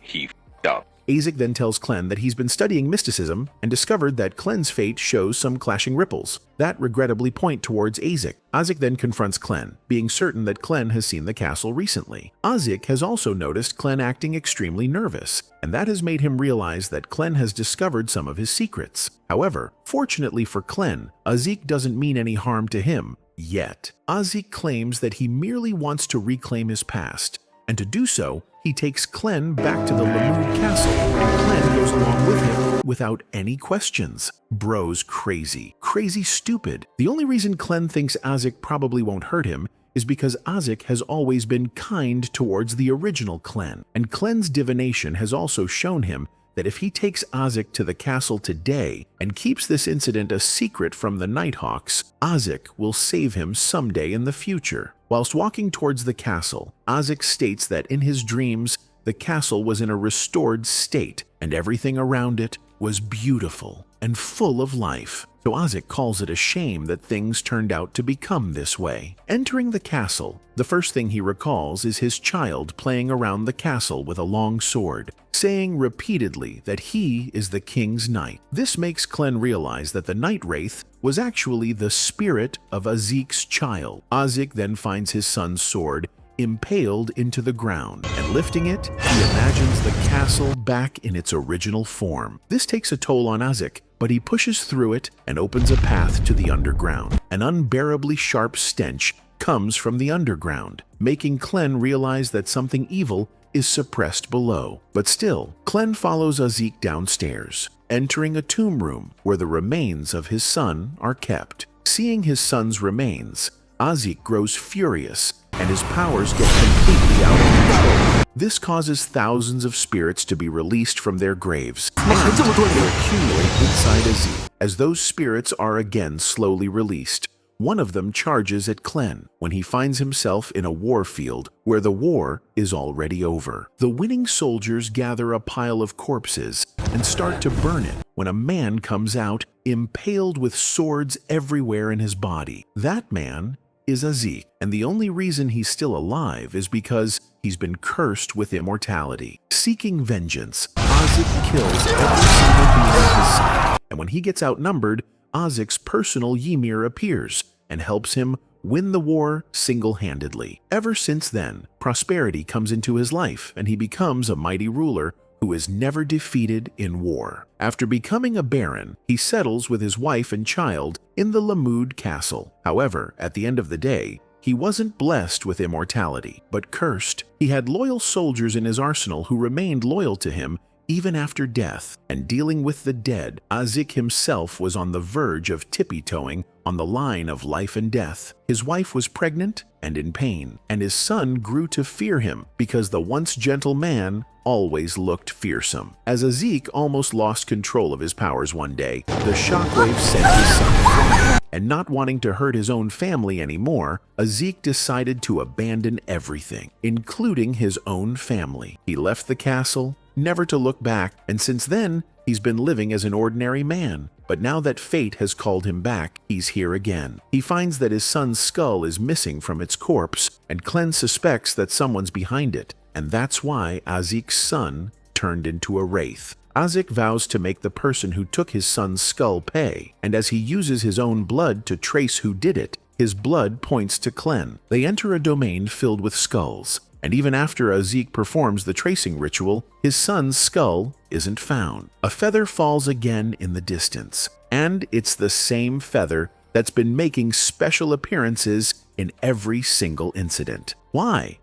Whatever. Azik properly buries his son on a cliffside and gives him his final respects. Klen asks Azik if he now remembers everything, but Azik says that only fragments of his memories have returned, and the rest are still blurry. Azik mentions that every few decades, he falls into a deep sleep, and once he wakes up, he forgets everything in his past, except for his name and basic knowledge about this world. But these dreams of living with his family never end, and that's why he wants to make a difference this time by finding the perpetrators who stole his son's skull. Klen understands and wishes Azik the best on his journey. While walking back, Klen relates to Azik because he too, like Azik, is alone, as he doesn't have his real family anymore. He desperately wishes to return to his home world and meet with his parents once again, but the only reason he isn't broken completely is because he has Melissa and Benson here, who he still can call family, even though he isn't the real Klen. It's a new day in the city of Tingen, and Klen goes off to work when he learns that there's a party being held at the main hall of the Nighthawk's base. As he and old Neil enter the main hall, Kenley serves both of them a slice of cake, greeting them with a good morning. Klen doesn't have a clue as to what's going on, so he asks Kenley if today's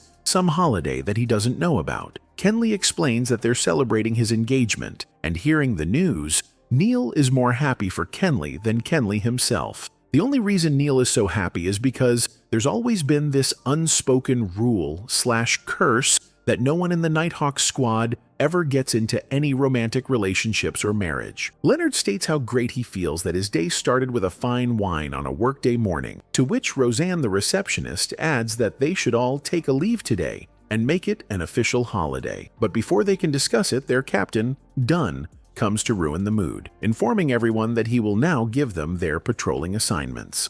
Dunn assigns Kenley, the engaged boy, and Sika, a newly introduced character, to patrol the West and Golden Maple District. He then tells Leonard and Royale to stay here at headquarters, and then asks Fry to come with him to patrol the North District and the Raphael Cemetery. Klen feels left out and asks Dunn where he should go to patrol. Sadly, Dunn completely forgot that Klen existed, so he didn't assign Klen any duties today, and Klen can't believe that he's not being treated like the main character. Speaking of main character syndrome, Leonard comes over, telling Klen that because Dunn dwells with nightmares and dreams frequently, the reality and the dream world collide sometimes, causing him to forget things. Before Klen can worry about Dunn, Leonard jokingly says that they should be glad Dunn doesn't remember everything all at once, because if he did, he would nitpick everything in his sight. Dunn, on the other hand, thinks deeply for a good second, then decides to make Klen guard the Chanis Gate, which Fry usually handles. This is a big responsibility because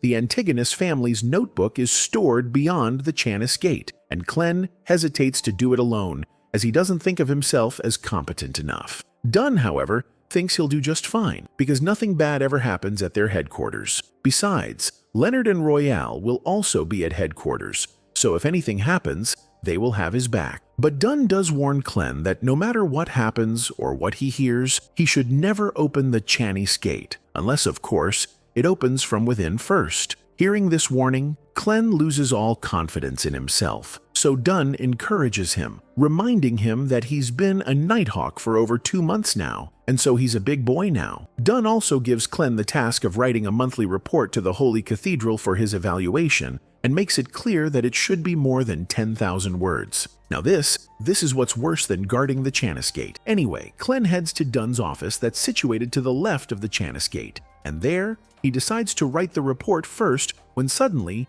he hears a loud thumping noise coming from outside. It doesn't take him too long to realize that it's the Channis Gate where the noise is coming from, and before Clen can do anything about it, the gate slowly and menacingly opens from the inside. As a hand peeks out, Clen points his revolver at it, ready to deal with whatever it is. It's revealed that the hand Clen is seeing is the hand of a puppet that looks possessed. Perhaps it's an artifact. Whatever it may be, this is an alarming situation, and everyone gets alerted, including the receptionist, Leonard, and Royale. Leonard and Royale are the quickest to rush in and deal with the situation and see the devilish doll turning to Clen. She tries to give him a piece of paper, but the Channis Gate automatically closes on her, leaving everyone utterly confused. Both Leonard and Royale recognize the doll as the sealed artifact 3-0625, also known as the Misfortune Cloth Puppet. They instinctively take a step back away from the Channis Gate, and Clen doesn't understand why they're acting like they're scared or something. Leonard explains to Clen that a Channis Gate breach on duty is perilous,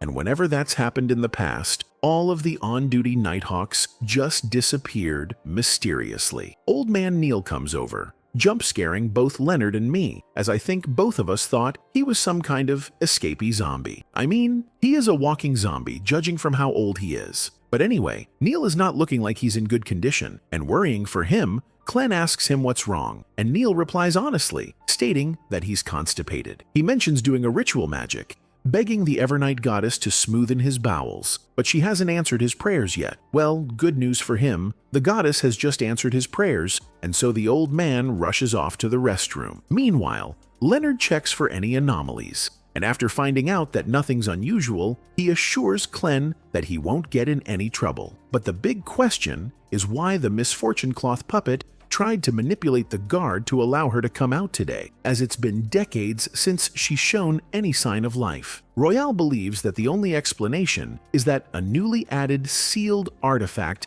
must have influenced it to do so. And you guessed it, the sealed artifact that was placed inside the Channis Gate most recently is the Antigonus family's notebook. Later at home, Clen holds a meeting with his tarot club in his domain, and Justice, who was tasked with finding Emperor Roselle's diaries, manages to get 3 pages and gives them to Clen, who of course doesn't need to decipher them because they're written in his ever-familiar language. Clen reads through the first page, but finds nothing interesting. On the second page, however, he learns that on the 14th of July, the Emperor met a mysterious man named Zeratul, who, as Roselle claimed, is the leader of the Secret Order organization. Zeratul told Roselle that his Sequence 9 was seer and shared many insights, like how to digest potions by strict acting and the fact that he stole a dangerous sealed artifact, a relic of the Antigonus family. This is where the page ends.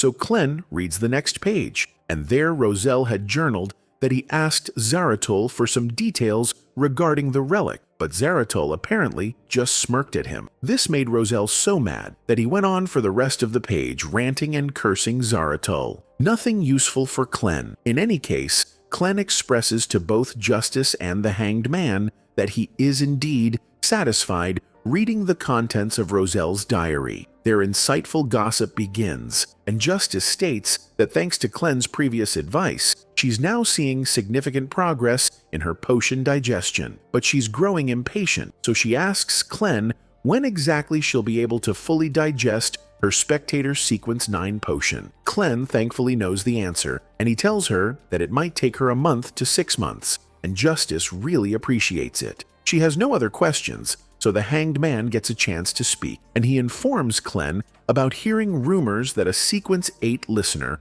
from the Aurora Order is searching for the true creator's holy residence. Unlike the myth of creation, where the original god, the creator, tore his entire body into pieces to create the universe, leading to his death. Many secret organizations believe that the creator never truly died, and his core essence became the true creator. The Hanged Man has heard from several sources that the Hanged Man tarot card that Emperor Roselle designed himself represents what the true creator looks like. Clen, who has already seen what this true creator looks like by divining into Dun's dream, smirks and literally says, "Pfft, true creator? More like fallen creator. Ha ha ha." However, Hanged Man takes Clen's words very seriously and thanks Clen for his guidance as usual. Clen's service isn't free, of course, and knowing that, Hanged Man asks him what form of payment he needs to provide for his insights. Clen once again asks him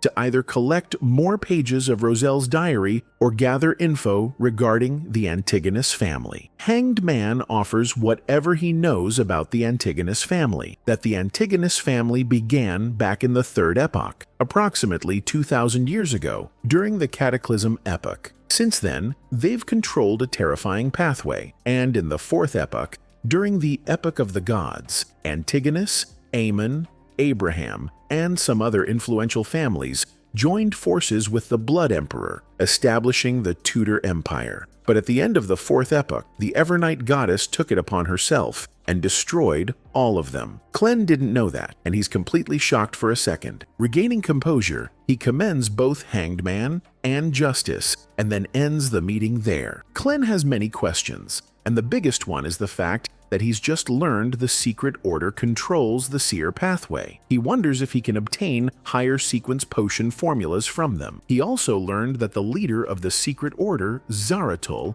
stole a relic from the Antigonus family. So is the relic the notebook, or is it something else? Something more powerful. Focusing on all of the events that happened ever since he came here, Clen first traces back to the kidnapping case that gave him the first clues related to the note. Then Ray had digested the note. Vincent controlled Selena through a mirror, and he too was connected with the Antigonus family. Clen believes that he's missing some critical clues from these cases. He also doesn't know yet why the kid was kidnapped in the first place. He had seer powers back then as well, but because of some external force interference in the outer world, he wasn't able to use divination properly. Since there is no interference in this realm, Clen enters the kidnapping house using his divination powers, and this time, he can clearly see that there are several big dots all around here that are the cause of the interference. As he looks for the cause, the notebook shows up, making Clen figure out that the mastermind behind the scenes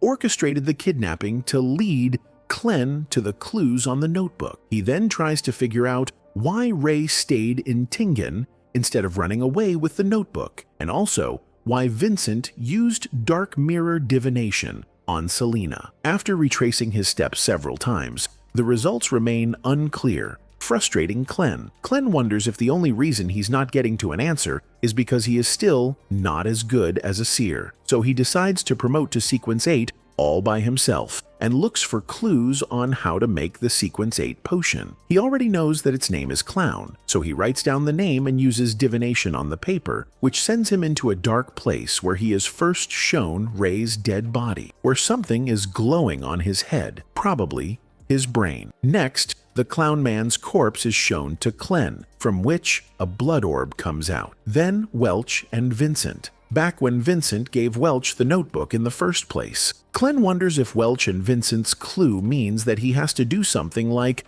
lure the secret order by using the notebook and obtain the clown potion formula from them. But Clen doesn't understand what the other two clues signify. He's shown another person, and he has no idea who he is either. Later, Clen goes to the Divination Club, where he comes across a woman who has come with a newspaper in her hands, headlined about the Hornacis Mountain Range iron mine investment fraud case revolving around a man named Lanavus. Suspecting that the woman has come here to get the diviner to divine Lanivus's whereabouts, Clen tells her that he will need more information, like accurate personal details and personal items. The woman gets excited, realizing that Clen is the seer who's in charge of these kinds of tasks, and she asks him if the man's child would work for the divination. It just so happens that the woman has brought her niece, Megos, with her, who is pregnant, to say the least, with Lanavis's baby. Apparently, Lanavis did the dirty deed with her before marrying her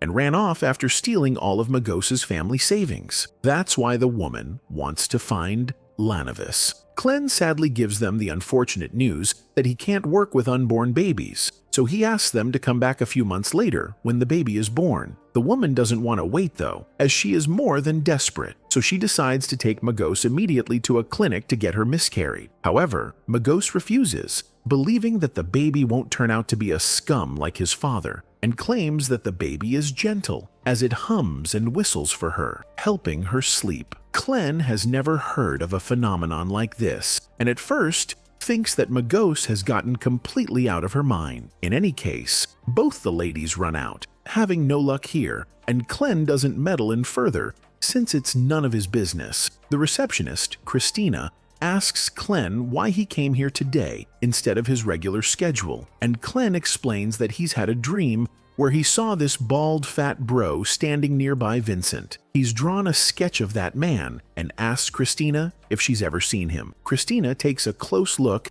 and vaguely recalls seeing this man arguing with Vincent a month ago. She becomes curious, asking Clen if he suspects that this man is connected to Vincent's death. Even if she meant it as a joke, Clen advises her not to take things so lightly, because a seer's dreams are mostly divine revelations. Hearing this gets Christina even more delighted, and she says that Clen's current investigation is just like what happened in a story from Miss Fors's novels. Apparently, Miss Fors is famous for writing detective stories, and in one of her stories, the killer is often very close to the victim. Clen doesn't know how this will ever help him, so he goes back to the previous topic and asks Christina if she can remember what conversation Vincent and the fart man were having. Christina barely recalls that they were arguing about ruins, and Clen instantly tries to connect the dots, wondering if they were talking about the ruins on Hornassus Mountain Peak. He then notices a library card, and intuitively he can feel that it has something to do with the Fat Man. He's right, because the Fat Man is at the same library, who I just learned has a human name. It's Sirius. His name is Sirius. Anyway, Clen goes through the member list at that library and finds Lanavis's name there. After searching for related info on Lanavis, finds that another man stopped coming here on the very day of Vincent's death, and so he deduces that the Fat Man is the same dude named Sirius Arapis. And fortunately for Clen, he sees Sirius on the other side of the aisle, and as their gazes lock, Sirius's shocked expression makes it clear that he realizes Clen means trouble. So Sirius makes a run for it, escaping by crashing through the window, and Clen follows, asking the librarian to call the police immediately. Clen then follows Sirius's blood trail, and as Sirius's beyonder ability derails, he mutates like a monster. Clen fights with courage this time, and being the king of luck, he manages to take Sirius down with a single shot to the head. Using his seer vision, he inspects Sirius's corpse, and noticing that his spiritual body is starting to disappear, he uses his divination skill to find clues to the clown potion formula. This time, his divination shows Sirius writing the formula in the past while wearing a hanged giant bracelet. As he curiously uses divination on the hanged giant bracelet next, it brings him before the true creator. Clen knows from his prior experience that he shouldn't gaze upon a god again, so he doesn't turn around, and so he doesn't get punished. As the dream shatters, Clen returns to reality and finds Dunn standing beside him. Dunn reprimands Clen for risking his life by using divination on a derailed Beyonder. Clen promises it won't happen again, and then asks Dunn if he's found any clues from Sirius's corpse. Leonard has found a letter written to Mr. Z, and the codename suggests it's a letter to an Aurora Order member. In the letter, Sirius had written that he and Vincent found nothing of value from the Antigonus family notebook, except for what he found previously, the clown potion formula. Clen tells Dunn that he managed to attain the formula through the psychic connection, and Dunn tells him to submit it so that they can send it to the Holy Cathedral for verification. Anyway, there's more stuff written in the letter, like how the Antigonus family had a treasure that can revive a dead person, and that treasure is believed to be in the Hornassus mountain ranges ruins. Sirius then told Mr. Z that he's prepared for the doomsday and will gladly offer all of the lambs of Tingan as a sacrifice to their master. A couple of hours later, Clem figures out from reading Sirius's letter properly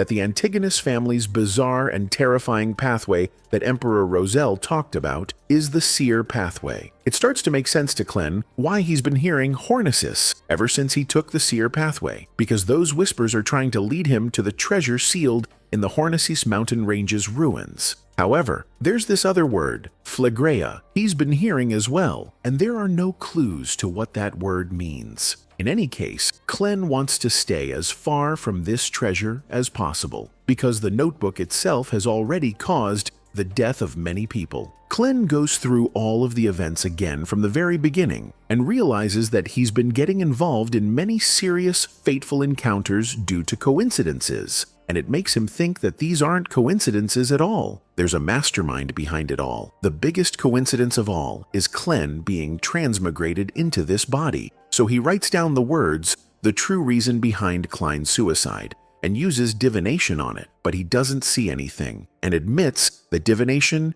isn't omnipotent. Admitting that helps digest the Sequence 9 potion completely, giving him enough of a boost that he succeeds in entering the dream world. Not only that, but he's able to explore everything and everywhere around the city in this specific past. After exploring the city like Superman, he notices a red, glowing chimney in the distance and realizes that the mastermind is in that building, but something interferes again, kicking him out of there. Just then, it's revealed to us that a month ago, Azek's son's skull was taken by Lanavus, a Sequence 8 swindler beyonder, and he placed it above the shoulders of a woman chained inside a ritual circle. Lanavus's accomplices prayed to their creator, sacrificing themselves, which caused the woman to get possessed by something ominous. Is it the same woman, Magos, the pregnant woman, who came to the divination club with her aunt looking for Lanavus? Clem is sitting idly, fishing near his university alongside Professor Azek, and he can't think of anything else but the red chimneys. He hasn't been able to get there due to the interference even in the gray mist, meaning the secret mastermind is quite powerful. Clem thinks that if he gets promoted to Sequence 8, then perhaps he will become better. He wonders if he can use something else to become powerful, and recalls learning about Flaring Sun's charm when he divined the sun emblem from those quirky word realms. Wondering how he can learn this charm, he then comes up with an idea, turns to Azek, and asks him for a favor. After a few days at the Tarot Club gathering, Justice apologizes to Clem for not being able to find any more pages of Roselle's diary, but claims she's found something more insightful. Apparently, using her royal connections, she's got in touch with some people from a secret organization who can obtain more diary pages for her, but she doesn't know whether she should trust them or not, so she wants some information about this organization. The Hanged Man claims to know a lot, but he isn't willing to share it for free. In return, he wants £1,000, which can get you a mansion in this world. Justice agrees and gets the delivery address from him. Meanwhile, Clem can't believe how much money this girl has in her pockets, and realizes how rich she might be. With the deal completed, the Hanged Man tells Justice about several secret organizations. Many of them we already know, but according to him, the Moses Ascetic Order organization is the oldest one. That organization's pathway starts with Sequence 9 of Mystery Prior, which Clem recognizes as Old Man Neil's pathway. The Hanged Man continues, stating that the members of this organization worship knowledge itself. However, according to many rumors, the knowledge they worship came alive in the form of the Hidden Sage, an evil god, and that's why this organization is known to be severely evil. Clem ends the meeting there and goes back to the real world. While brushing his teeth, he wonders what Azek's doing, and if he's forgotten about the favor. That's when he hears a newspaper seller kid screaming about breaking news that there's been a purge targeting the devotees of the Evernight goddess. Getting interested, Clem comes down to buy a newspaper to learn the details when he runs into his siblings, who notice a gun and a cane. Melissa doesn't know details about Clem's job, so she's surprised that her brother, a history major, has a revolver with him. Clem explains that he's working for the police as a historical consultant, but doesn't bother elaborating further, and quickly leaves to avoid getting questioned. He then buys the newspaper and learns that At the dock area, followers of the Evernight goddess are being targeted by something paranormal, but there have been no casualties. Clem smiles, seeing this news, and states that this is Isaac's doing, hinting that this entire thing is related to the favor Clem asked from him. Clem then heads to the bar where he finds Neil forcefully making Folan, a member of the mandated Punishers, hang out with him. Clem greets both of them, and the old man makes Clem drink with them as well. While gossiping, their conversation shifts to the breaking news, and Folan becomes pissed as the dock area is under the mandated Punisher's territory. Folan wants to deal with the perpetrator who's causing this mess and decides to join hands with Dunn to do so. Folan suspects that an evil organization is behind this, explaining that spirits like ghosts from the Fourth Epoch are scaring the Evernight goddess devotees. Hearing this, Clem becomes certain that it's Isaac's doing since Isaac can control spirits, because Bro literally had a spirit army. Anyway, now that things are going according to plan, Clem gets fully immersed in Old Man Neil and Folan's conversation. They end up bonding well, so much so that Folan wants Clem to join the mandated Punishers. When Folan leaves to do his duty, Leonard comes there, informing Neil that Dunn is looking for him. Clem goes along with Neil to Dunn's office, where Dunn tells everyone that he finds this paranormal case at the dock area very weird and wants Neil to investigate this case, as the others lack expertise in the dock area. As Neil hesitates, Clem volunteers to handle this case, because Clem's plan has been to handle this case alone. Unfortunately for him, though, when Dunn mentions the reward money, Neil immediately takes back his hesitation and joins Clem to handle this case together. Clem then suggests they use the Sun Emblem artifact to exorcise the spirits, but Dunn refuses because of the risks, such as civilians turning into sun-worshipping idiots for hours. Still, as Clem persists, Leonard realizes that Bro's up to something fishy. In any case, Clem manages to convince Dunn and even manipulates Dunn into making Leonard his partner. Later at the docks, Leonard confronts Clem, claiming to know that Clem is scheming something, and Leonard suspects that Clem is doing all this to uncover Leonard's secret. Clem is speechless. He can't believe Bro's self-infatuation, but doesn't say anything, thinking it's better that Leonard stays in his delusions. A police officer named Gate comes there, greeting the 4 Nighthawks who are on this case,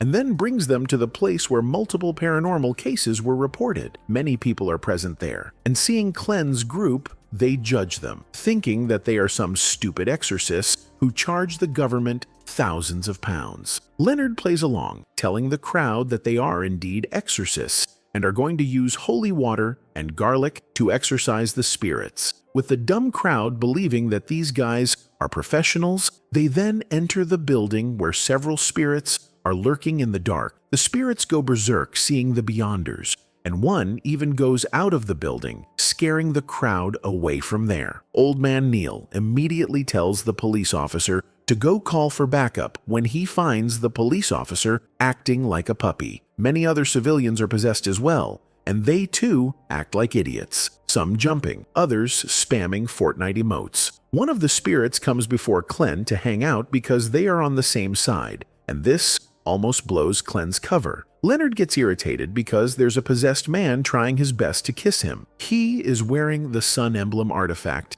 and it's starting to activate, being near so many spirits. As everything's going according to plan, Clem then secretly signals to a spirit above, who then commands the other spirits to unpossess the civilians. Leonard escorts the civilians outside of this place, and then, to calm the crowd, he tells them that the main exorcist in his team, Clem, will now begin the ritual to purge the spirits. He then hands Clem the holy water and the clove of garlic, and as Clem begins his act, Neil joins in, both chanting a ridiculously fake ritual dance, mesmerizing the crowd. When Clem comes outside, he sees a carriage almost crashing into a lady, and it's the pregnant lady, Magos. Thankfully for her, Folan comes out of nowhere, saving her from getting into a terrible accident. Clem notices Magos smiling while talking to Folan, and so he hopes that her family has accepted her child. Magos leaves, thanking Folan for saving her and her child's life, and then Neil asks Folan why he's here instead of doing his duty. Folan reveals that he's been tasked with finding Magos's husband Lanavis,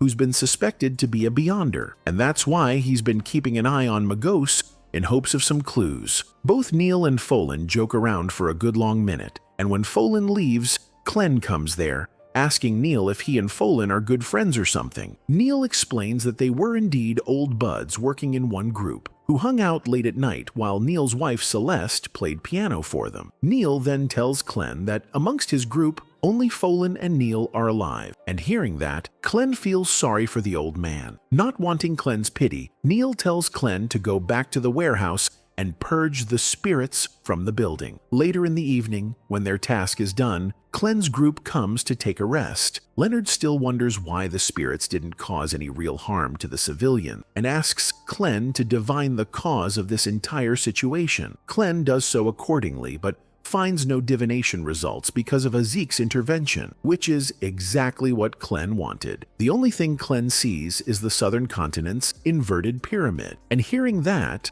Leonard tells him that the perpetrator must be someone who was descended back from the dead, as that is what the inverted pyramid represents. Leonard assumes that the person behind the scenes is a follower of death and wants to unleash Pale Disaster across this continent of the north. Apparently, Pale Disaster originally refers to the battlefield incident when one man awakened from a pile of corpses and defeated thousands of soldiers all by himself. Clem knows that one man is Azik, and that means Azik is also a descendant of death, someone incredibly powerful, which could explain why the mastermind stole Azik's son's skull. Anyway, it's nighttime, so one of them must stay up and guard the artifact while the others sleep, and Clem gets the first watch. Clem's entire plan was for just this moment, and now that everyone's idling somewhere else, he performs the ritual magic to the gods, beseeching them to grant him power to attain the Flaring Sun charm. As the ritual works and Clem obtains 2 sun-flaring charms,